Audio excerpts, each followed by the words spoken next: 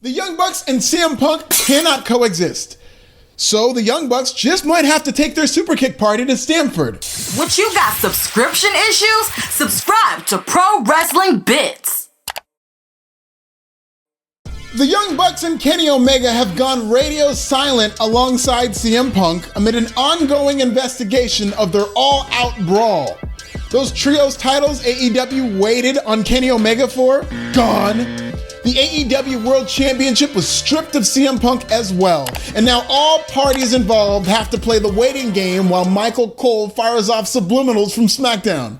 Adam Pearce aired his dirty laundry publicly, and an investigation had to be done behind the scenes. I know what you're doing. I'll see you, Michael Coulthard. The latest development of Punkgate, what are we on, Punkgate 6? I'm starting to lose track of all the scandals. Let's just call this Punkgate 6. Anyway, there are now reports that the Young Bucks have put feelers out to WWE, going through back channels to gauge interest. Wrestling war or not, interest should be high.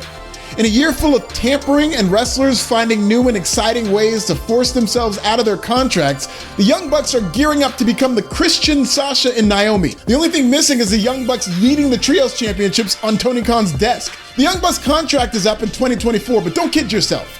If 2022 has taught us anything about wrestling contracts, it's that every wrestler is an airplane, an exit through a crowd, or a Malachi Black away from getting out of one. Wrestling contracts are so easy to get out of these days, they might as well be a jiu-jitsu hold from the UFC version of CM Punk. If the Young Bucks decide they don't want to be in AEW anymore, they aren't going to have to wait until 2024.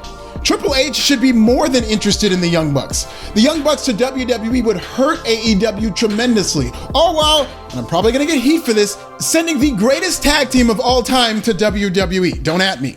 Triple H tried to snag the Elite to prevent AEW from even starting, and now that the company is knee-deep in turmoil, Triple H has another window to sign the Young Bucks, and while we're at it, Kenny Omega, whose contract is up at the end of this year. Imagine being Triple H right now. This time 3 months ago, Triple H was on the outside looking in on the WWE power structure. He was dealing with very serious health issues and seemed to be more or less a figurehead after spending over a decade as the heir apparent. One Vince McMahon scandal later, and Triple H is at the helm of a mini boom period for WWE, one where ratings are way up and free agents are lining up to come home. Hell, Papa H might have a pair of elite triplets fall into his lap. The Young Bucks are unique potential free agents in that they're a tag team. A lot of free agents have returned to WWE, but there's only so much room in its main event picture, especially with only one champion who's a part-timer. With all these names coming back, WWE needs to be mindful that its cup doesn't runneth over.